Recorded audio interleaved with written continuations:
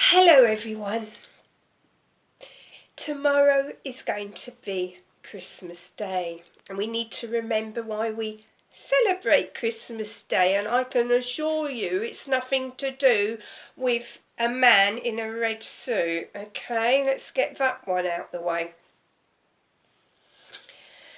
The greatest day in history. The most famous baby of all time. And he was born in a house full of animals, because that's what they did in those days, you know. They did have houses and they all lived together with the animals. Well, you can imagine the smell. But there you go. Animals need to be cosy as well as human beings. It may have been a cave, of course. We don't really know, but it doesn't matter. Not to worry about whether it was a house or a cave. Anyway, this little baby, he was wrapped in narrow bands of cloth to make him feel all safe and secure, and then he was placed in a feeding trough, and that would have had lots of soft hay in it to make him feel nice and cosy and warm. This extraordinary special baby had the most humble of beginnings. Now, one of the lowest jobs at that time was the folk that had to protect the sheep from wolves and thieves. But the shepherds were the first people to be told of Jesus' birth. Now, they weren't just told by anybody. They were told by an angel. Can you imagine? An angel. Because they do exist, you know, everyone will tell you that. And not only was that amazing, but then there was a whole army of the things, you know, the angels, a whole army of them appeared, and they were all praising God. Well, how wow can it get? You know, almost like a fanfare to celebrate this baby's birth. Yeah?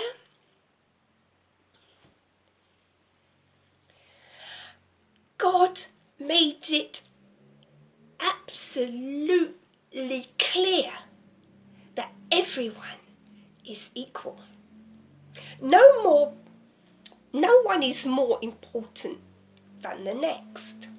It's man, it's us that have made these assumptions, isn't it? Not God.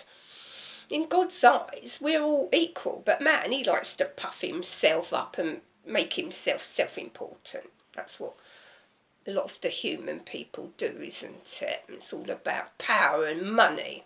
But God's saying, no! Some of you think you're greater than someone else, but you're not.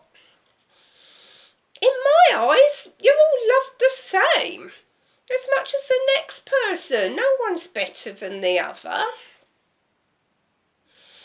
And God's saying, he's saying, I couldn't love any of you anymore, whatever you do, and it doesn't matter what you don't do, I couldn't love you any less.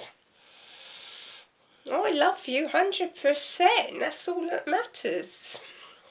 Doesn't matter what you've done in your life. You could have been, well, I don't know, you could have been up to all sorts, but God does still love you, okay? Nothing's going to change that.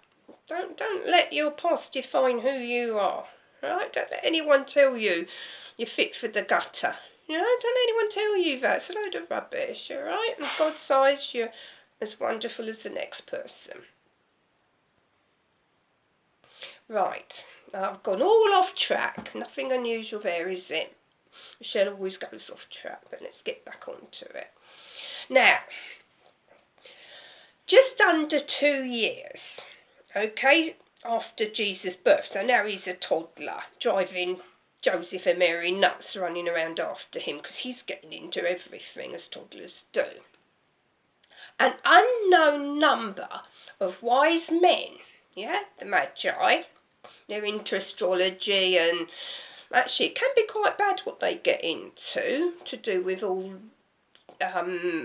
what word would you, divination, but you might not know what that means. Like, you know, fortune telling, all that kind of thing, reading the stars. But these wise men, a little bit wiser than that, okay, and they followed Daniel's way of thinking, which he was back in the Old Testament, and they all love one God, but it's not always our God. But Daniel loved our God, and Daniel was like a magi as well, and so they're following his line, which is our God. Oh, struth. Anyway, they turn up, okay? We don't know how many, well, it doesn't say in the Bible there were 3 of them, but they turned up and they'd have had a whole load of people with them, workers with them and everything, staff. And they came to the house where Jesus was living and they brought him gold, myrrh and frankincense. Now, myrrh and frankincense are both aromatic resins obtained from trees. These were gifts fit for a king. You can just imagine, can't you, Mary and Joseph, seeing these people in fine clothes, riding on thoroughbred horses with a whole load of staff, coming to bring these very expensive gifts to their toddler Jesus. Flippin' heck, they would have gone. Honestly, can you imagine it being like, oh, Joseph, flippin' heck, what's all this? So anyway, let's go back.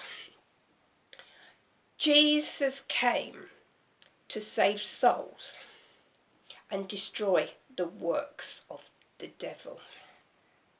The most amazing thing ever is that Jesus is God come down to earth in human form to be among us here.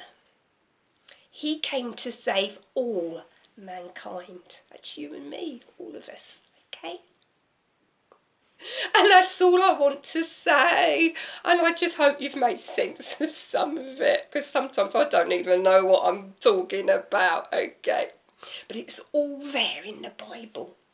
In this amazing book, it's all there, okay? Not the silly traditional stuff, but the real stuff. You get your teeth into this. It's amazing. Happy Christmas, everybody.